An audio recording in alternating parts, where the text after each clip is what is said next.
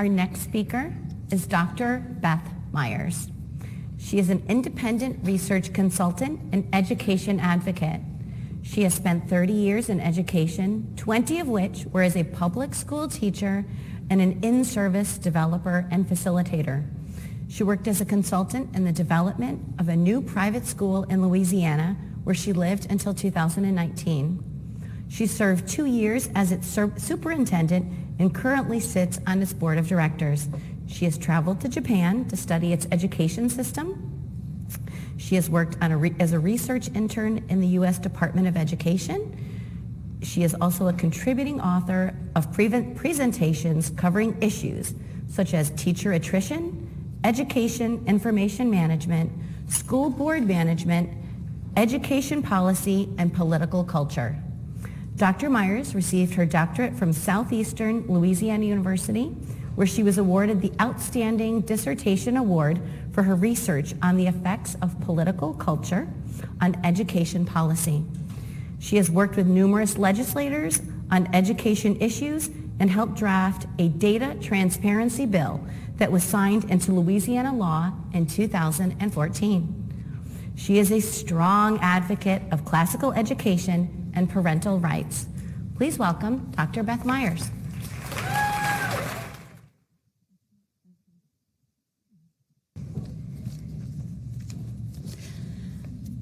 Good evening. I hope everyone's doing well.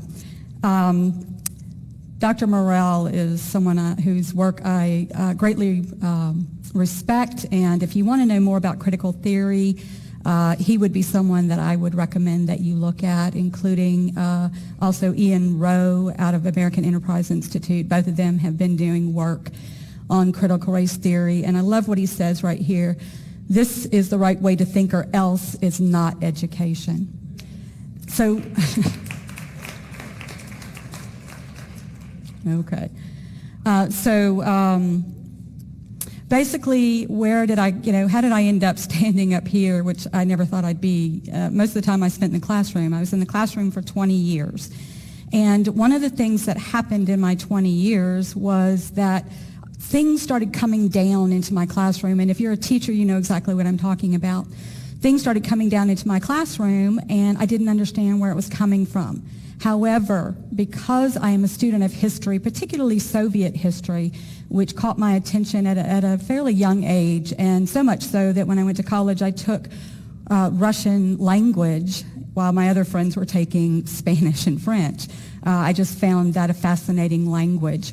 And so when I started seeing some of the things coming down, both in education and in the world at large, it really, I'm not here to say the Bolsheviks are going to pop out of boxes or anything, but there are some similarities that are startling. And you heard Robbie talk about it. You heard Dr. Wu talk about the connection to Marxism. Now, if you look at Soviet education after the October Revolution and when Lenin and then Stalin, et cetera, started creating the education system, these are some of the things that they said, and if you're a teacher, you're going to recognize some of these. One of the things they said was that they needed to raise, improve, extend, and strengthen education, which was true because of the fact that most of the population at the time was illiterate. So they were indeed trying to improve education. Then they started talking about a stable curriculum that would be national and that would be taught from the same textbooks. Does that sound familiar? Kind of like Common Core. Same argument. Probably the one argument that was thrown at me most of the time when I fought Common Core was, if a person moves from Texas to Louisiana, then we'll all be on the same page. And I was like, do you really think that's going to be, we don't even start at the same time. I mean, Montana starts different from Louisiana. It's a ridiculous argument. And again, Common Core proponents push this idea of a stable or a national curriculum, lowering the age of compulsory attendance, hyper-focus on early childhood education, revising the curriculum to address social needs, decrease focus on history, workforce development. How many of you have heard that over and over in your schools? In Louisiana, starting in 8th grade, you had to fill out a goal sheet. You're an 8th grader, and you have to fill out 8th, 9th, 10th, 11th, 12th, and beyond what your goals are for life. I don't know an 8th grader yet that I taught that could tell you that. 5-year plan. The 5-year plan had metrics to it. And you were to meet those metrics or there will be some serious consequences.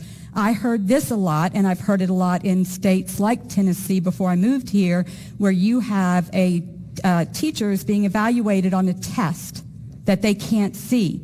And if they don't meet the metrics for that test, there will be consequences for that. Public shaming, etc. We see that here in the 5-year plan, where ultimately it would lead them to pass kids who were not doing well, who knew nothing, just so they didn't get in trouble with the 5-year plan. Removing teachers if they expressed any resistance, and silencing those who would dissent to what was going on. And I can tell you, as someone who fought Common Core with a lot of people in Louisiana, the one thing that we couldn't do is get teachers to speak up. And the reason we couldn't get them to speak up is because they were being threatened by their principals and by their superintendents. If they didn't show up, or if they did show up, they would be suddenly be evaluated. Suddenly the evaluations in their classrooms would begin to increase. And if you're a teacher, you know what that means. It means that they're looking to get rid of you. And so this, again, it looks very similar to what the Soviets did. Lowering expectations for the benefit of weaker students, called today leveling the playing field. Now, I want you to think about what leveling the playing field means. If you have a playing field and it's not level, how do you make it level? You shave off the parts that are what? That are higher. So when they talk about leveling the playing field, they are not talking about helping those kids who need help. If you wanted to help kids who needed help, you would quit making statewide mandates and target those areas that need the help. But what they do is they want the whole state to be under a specific kind of curriculum, or a specific this or a specific that, especially in Louisiana. Tennessee's a little bit different. Louisiana, from its inception, has been a top-down state. That's why it was so easy for the people who supported Common Core, like Bill Gates, Eli Broad, and all of them, to come into Louisiana, because it was already a top-down state.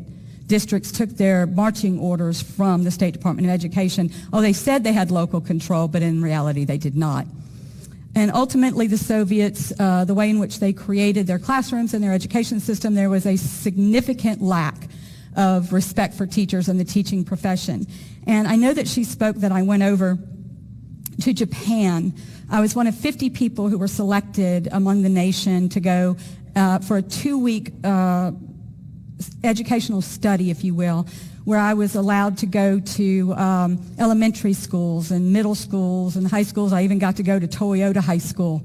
They have a Toyota High School, which was really cool, by the way, very high tech. But it was teaching the kids of the parents who worked for Toyota how to begin to move into those positions. So they learned all about, they had a whole area where they would learn about painting cars, and how they would learn about exhaust and all of those things.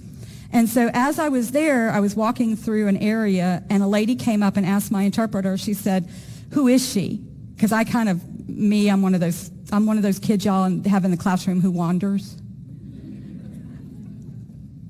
Okay, I'm looking around at all of the things because I'm a history person, I'm looking at all the historical stuff. And this little old lady, and there's even a picture of us in the newspaper because it got submitted to the newspaper, but she's a little old lady, and she's bent over, and she comes up and she asked my translator, and she said, oh, she's a teacher from America, and the first thing that lady did was sensei. I got more respect in a foreign country for my profession than I did in the one that I lived in. That should tell you something about the state of education. So these are the things that happened in the Soviet Union. These are the changes that began to happen, and you can see that they're very similar to what's going on here. So when we say that we're waving a little flag going, there's some problems here, that we're telling you that there's some problems here. And so I started looking at these things, and I began remembering the underlying philosophy behind this education system. And it's called Homo Sovieticus, the new Soviet man. It was an idea that in order to get the population to agree to this new regime, you had to change how they thought.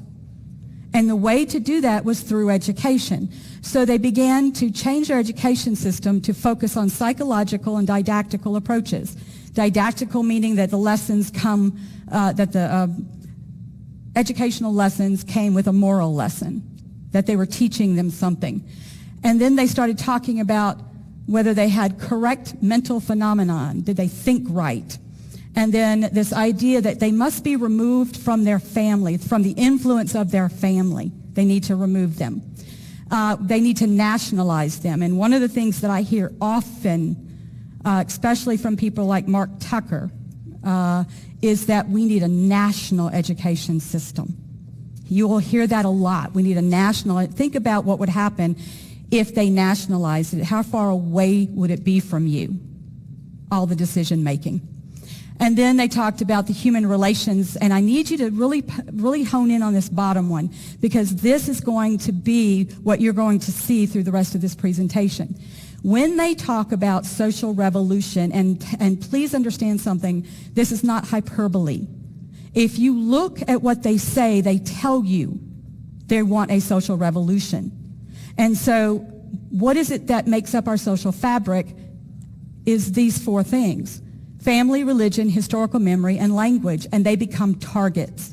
And in the Soviet Union, they were targets, and those kids underwent psychological conditioning that still resonates today, even though the Soviet Union dissolved many years ago. Oh, but that's Soviet Union. That's old stuff. Well, let's look at America. John Dewey, somebody that I was required to study. And the funny thing about it was, they didn't give me the book. They gave me excerpts of John Dewey. So I didn't know. Look, I'm like some of these young teachers. I was going, yeah, good stuff. Sounds great. Until you start reading all of John Dewey, who said that the home and the church need to be overturned in their influence. We don't want the home and the church to have influence over these kids. They need to be, their individual abilities need to be pulled together into the collective, that they become socially conformed and adapted to the social and collective. By the way, that's not, again, hyperbole, because John Dewey was one of the writers of the Humanist Manifesto. Frederick Gates, someone who worked with some of the philanthropists of the time period, said, in our dreams we have limited resources, and the people yield themselves to perfect docility to our molding hands.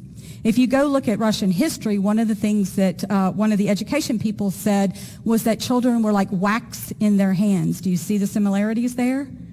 That they are molding children. Then you have the Commission on Social Studies, Harold Lasky, at the bottom and stripped of its careful neutral phrases. I highlight that for a reason, because a lot of times, a lot of these initiatives that are being told to you, you'll get a pat on the head, and then they will say, oh, but don't you want your child to be nice? Don't you want your child to learn about slavery? Don't you, that kind of voice that you get when you go to visit someone. This is my profession, and I'll be honest with you, I don't recognize it today. I don't. Please understand, Lasky's not criticizing, by the way. He's praising the fact that this was an agenda for socialist America, which, by the way, led to a flood of textbooks. A few more items here.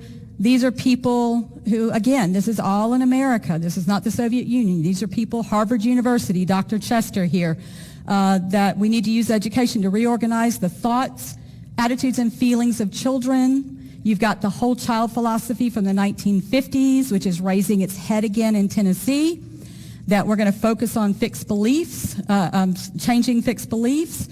You have, oh, well, that's old stuff. Okay, the 2030 framework. This is the 2030 framework from the OECD. Skills, attitudes, and values that shape human behavior ought to be rethought, and we need to counter Discriminatory behaviors picked up at school and in the family. Again, sounds just like when I started hearing this stuff, I'm like, I feel like I'm reading socialist history again. I feel like I'm reading the Soviet books again. This is America that they're talking about here. So what is it that's going on? And I'm not going to spend a lot of time here because Robbie and Dr. Wu, both of them covered this pretty well. Ultimately, I want you to understand something is that CRT is part of the critical theory studies. And they gave you all that information. But what I want you to understand about that is that in critical theory, whether it's critical race theory, whether it's critical gender theory, critical feminist theory, postmodernism, the whole ism group, is a radical skepticism of meta-narratives. What does that mean? If you have an explanation for the world, they're skeptical of it. Now, scientists do that. They do it radically. In other words, they reject totally without any cause, any thoughts that you have that are different from theirs. Okay? The idea of critical theory is that you are constantly and relentlessly critical of whatever it is that you don't like. Constantly, relentlessly critical. Think about it. How much of this stuff is coming down over and over and over and over, and it just seems to be never ending. One day, I was reading the newspaper the other day, and yes, I still get a newspaper because I'm old. And in that newspaper, there was an article from a young man out of California who decided to write an article about how automatic soap dispensers are racist. Anything and everything. And I get what he's saying. I get it. If you're making the soap dispenser, you should be considering all this. But was it racist or was it thoughtless? There's a difference. The tenets of critical race theory, very quickly, I'm going to run through this. Racism is normal. It's everywhere, in everything, and it's baked into our DNA. We cannot escape it any way, shape, form. That's one of the tenets. Number two, you're not going to fight racism unless you get, especially if you're a white person, you're not going to fight racism unless you're going to have a personal gain from it. That's called convergence theory. So therefore, a white person is never righteous. They're always doing it for self-interest. Number four is anti-liberal, and they talk to you about that. It's anti-American, it's anti-Constitution, anti-Declaration of Independence, etc. The fourth one is the key because that's where education falls. Fourth one is the key. Knowledge is socially constructed, and storytelling and narratives become the way in which knowledge is produced, not scientific method and reasoning. Now, understand what that means. It means if I tell you a story, how many of you have kids that told you stories? And I mean real stories. I mean, I had 4 boys, and everything in my house has been broken at one time or another. What do you think happens when I come in and something's broken? I'm going to get a story, but am I going to get the truth? The problem with postmodernism, critical theory, etc., is that there is no objective truth. That becomes very important to understanding what you're seeing in the classroom and how they're being taught. In their own words, now here's the thing. This particular book right here, I'd recommend you get it and read it because this is what they're using in the colleges of education to educate teachers. It's used in multiple colleges. It shows up all over the place. And they tell you themselves in their own book that they base their work on critical theory. Remember, critical theory, a relentless look at problems continually, continual, all the time. Do you really think you can solve problems if you always look at them all the time and complain about them all the time? You can't. You can't solve a problem unless you identify the problem and then identify solutions to that problem. That's the way, America's been. I mean, think about it. A lot of our discoveries, the discoveries in this country were based on somebody looking at it going, I think I can do better. Or, I wonder how I can fix this problem. And then they do. That's not what critical race theory or critical theory or postmodernism is about. It's about a relentless criticism of everything. Again, tells you in your own words. This is Sensoi and D'Angelo telling you in their own words that they use critical theory approach. Again, relentless criticism of everything. Now, the thing about this is this run right here. The action requires a commitment to ongoing and lifelong We're not going to fix the problem. We're not going to fix it. Like if we work on it right now, is it going to be fixed? No, they're telling you right now. It is relentless, ongoing criticism. In other words, if we, let's say we just say today, okay, yeah, we're going to do it. We'll do everything you want us to do. Will it get better? Why? Because they're always looking for a problem. Thank you. They're always looking for a problem. And by the way, diversity training, I read and looked at some work, is about a $10 billion industry now. So I think Mr. Starbuck said a little while ago that they're making a lot of money off of this. They're making bank on this, okay? Now, do you remember earlier I talked about the 4 things about the fabric of society? How do I get people to change? I'm going to take possession of the cultural production. Education, media, arts, language, and religion. And you'll see some of these, the first 2 come from Soviet. The main task of mass communication is the purposeful development and perfecting of the minds of all of its members and rejecting anything else we don't want them to believe. The other is changing words changes realities. If you look at critical race theory in particular, they use words that are defined in our eyes differently in the way they define it. And so I worked in legislation a great bit. I would go to the legislature and harass them, essentially. They'd roll their eyes when I showed up, and most of my friends, they'd roll their eyes at them. We'd all show up in a little group, and they'd be like, here they come again. But one of the things that I noticed in all the legislation that we had to fight was the definitions, because the definitions controlled the rest of the bill. And that's the thing. They'll say critical race theory is one thing, and then tomorrow it's a little different, and then the next day it's a little different. And it's like a moving target. It's like a moving target. And I love Dr. Richard Feynman. He puts it so succinctly. I would rather have questions that cannot be answered than answers that cannot be questioned. That's where I'm at. That's where I'm at. So how does it show up in education? How does it manifest itself? Well, programs, and more programs. One of the things is social emotional learning. When Common Core came down the pike, having been in the classroom for 20 years, I can tell you I had seen more standards than I could shake a stick at. One of the things that they never answer the question of is, can you give me an independent body of research that shows that a set of standards is positively correlated to student achievement? Because there is no body of research.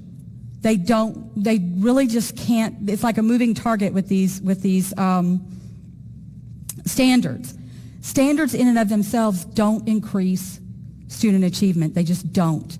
There's too many other items, and so when you hyper-focus on that, you're leaving behind the other stuff. But when Common Core came down the pike, one of the things that I noticed about them was, number one, they were vague. They were jargon-riddled, like deliberately attempting to keep people from understanding it. I cannot tell you how many times that I talked to teachers during this time period where they had to go to a session to unpack a standard. You have to unpack a standard? Then rewrite it. Because if you have to unpack a standard, then you've done something to that standard that's a really, really bad or really stupid. I like one of the standards that I read in second grade, I think it was. And the standard was, at the end of the year, basically I'm going to take all the jargon out. At the end of the year, the students will be reading higher level books. And my response to that was, duh. I would hope so at the end of the year. One of my worst time in the legislature when someone had to hold my leg down was when a young lady, and God bless her, I hope she's better today than she was then. She got up there because we in Louisiana, like Tennessee, were fighting to have the standards taken out, et cetera, et cetera. She got up to the podium and she said, if you take away the standards, I don't know how I'm going to teach second grade math. And the guy next to me put his hand on my leg because I tensed up and was ready to like jump. And I was thinking, and I leaned over and I said these words. I said, if you can't teach basic math to second graders, get out of the classroom. I'm sorry.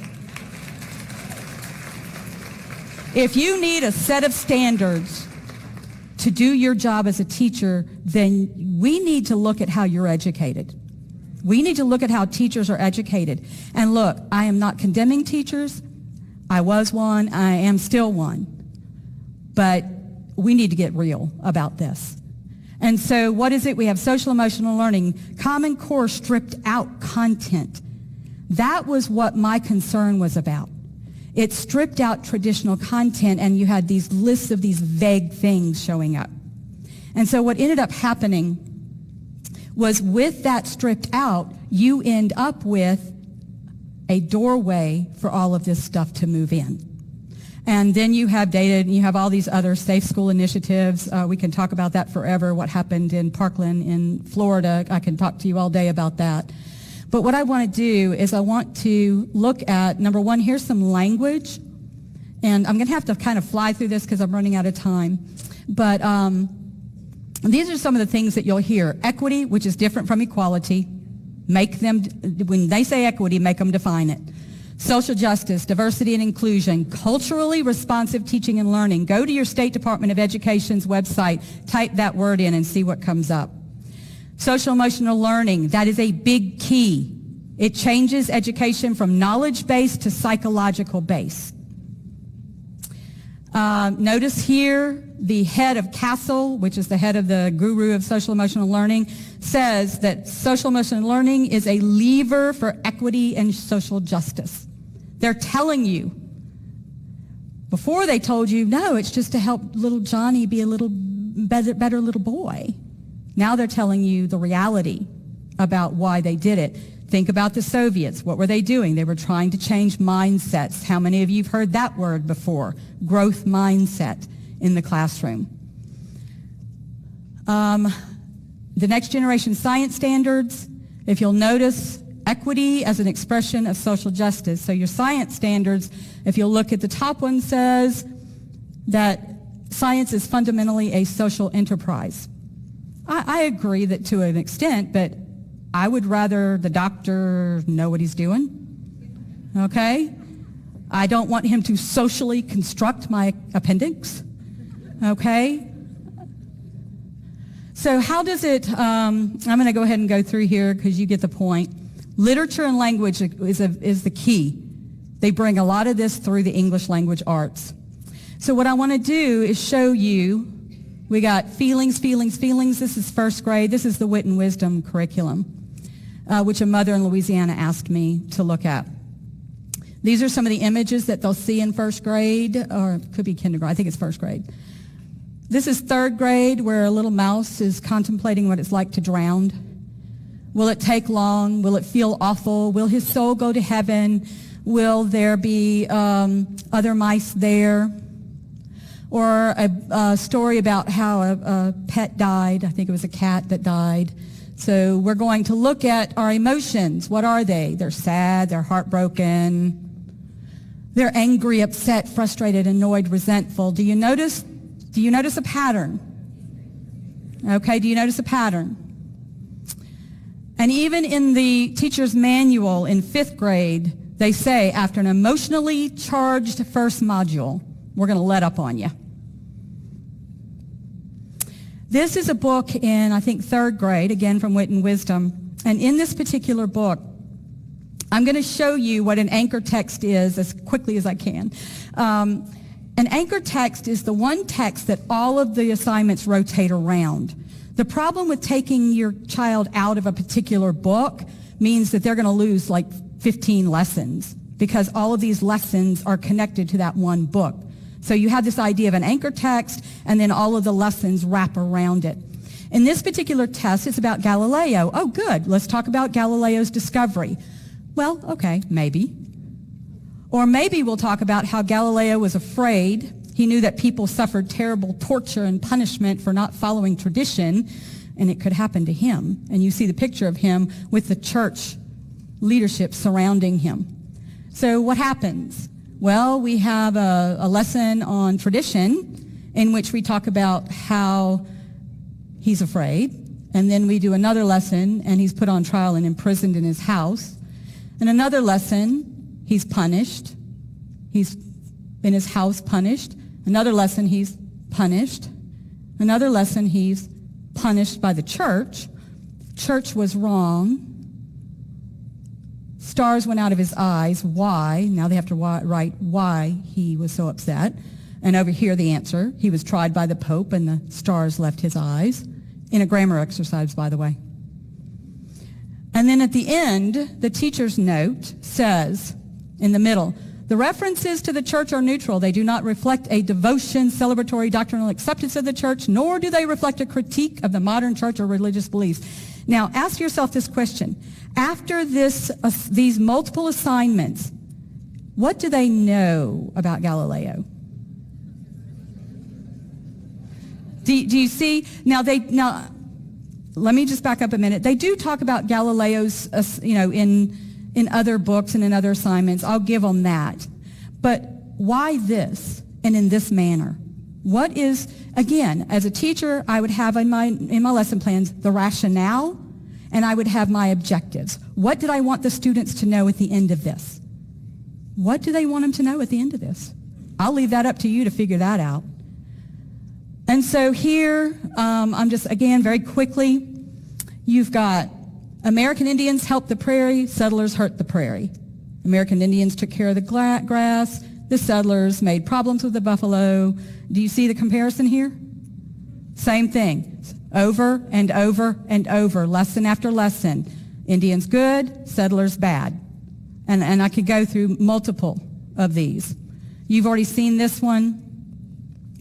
This is another one. It's called George versus George, where the students in 4th grade Wit and Wisdom are going to be introduced to the words rape and murdered and tortured and killed, scalped, and cannibalism. This is in the George versus George book, which I hope the teachers said no to. I know in the district that I was in, they said no to it. So I'm going to go, again, I'm just going to kind of go very quickly through this. You get the idea. Remember the 4 things I talked about at the beginning? Family, religion, history, and language. This is from the Smithsonian Institute.